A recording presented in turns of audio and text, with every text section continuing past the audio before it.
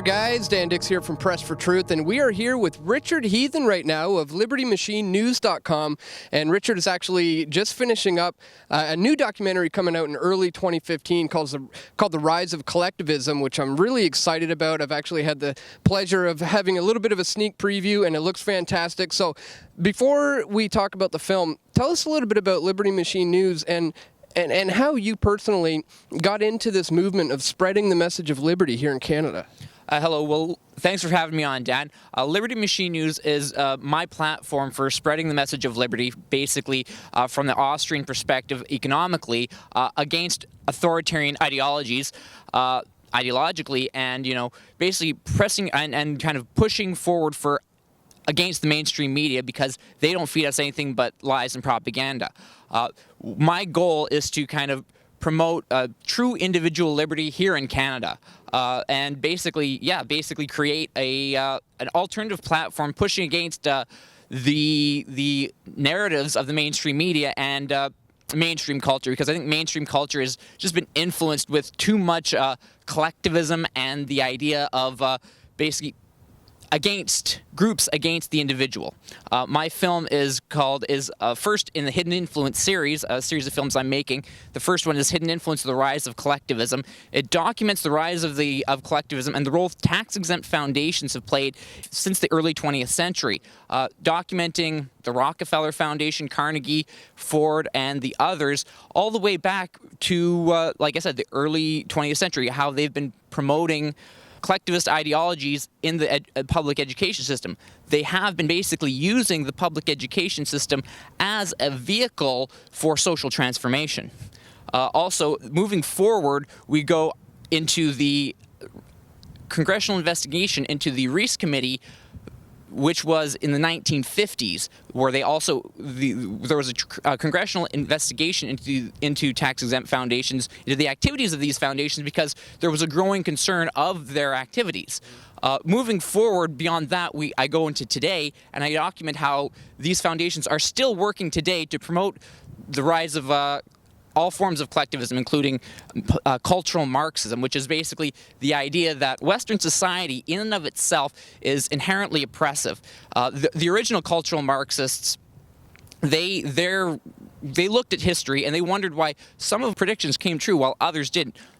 The answer they came up with was that Western society had blinded the proletariat to their true class interests. So their goal was to tear down Western society, Western culture, in order to bring about their Marxist utopia and their Marxist revolution.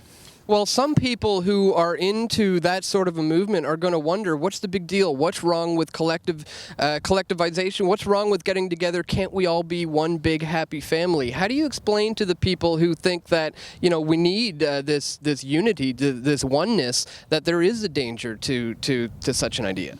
Well, the problem is these collectives always come at the expense of the individual, and throughout history, no matter what, collective is always represented by the state. And whenever you have a state, you're always going to have a more minority of control. What these people are hoping to accomplish is some sort of utopia for everyone, but they're not taking humans as they are. They don't understand that people work on incentives, right? People are going to do what's good for them. That's why we have things like the tragedy of the commons, where you cannot have collectively owned property because people have an incentive to overuse that property because they don't have any stake in it. They don't have any ownership into it.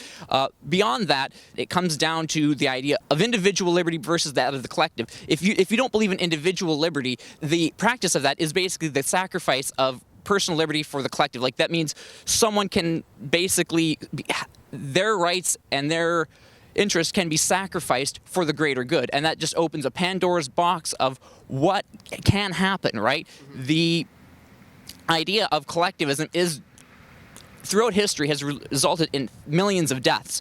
I don't know how many more millions of people have to die before we see that these ideas are poison, and they lead to a very dangerous place. What, at this stage in the game, what are the goals of the elites who are setting this up? What's the end game here? What are they trying to achieve? Honestly, I think it's a global collectivized state where the elite will have all the power. to basically do as they see fit, and they will use the herd, the mobs that they've indoctrinated to enforce their policy. Basically, they think it's for the greater good of the collective, but what it really is for the greater good of the elite, because they can decide who the winners and losers are in the marketplace and protect their own economic interests, right? Their own power interests. It really, all this collectivism is a way for them to consolidate their power and protect themselves and protect their interests. So what are some of the things that people can do who are interested in this and who are very aware that this is indeed going on and want to get involved in the movement? What are some things that people can do? Obviously, making a documentary film like you've done is an excellent way to get this information out there. What are some more things that people can do to get involved? Well, I would suggest that, just speak up. I believe in the idea of the Overton window. That is, there is a window of acceptable social opinion. Now, the window is kind of not in our favor, not in our direction right now, because the collectivists and the mainstream media can control the narrative.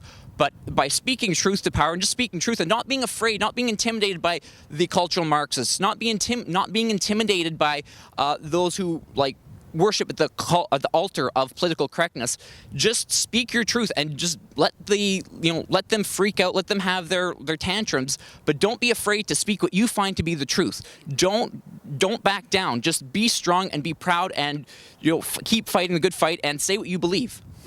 Well, that's what it comes down to, right? Doing what's right, speaking truth to power, and just getting this information out there to raise awareness about what's happening to people. So where can people go to find more information on this? I know it's coming out in early 2015. Where can people go to learn more about where they can get the DVD and where they can watch it online? Just go to libertymachinenews.com. There's a trailer being posted there. There's a write-up. There's more information as it comes. Will be on my website, libertymachinenews.com. Very excited about it, guys. Be sure to check out libertymachinenews.com for the Rise of Collectivism, coming early 2015.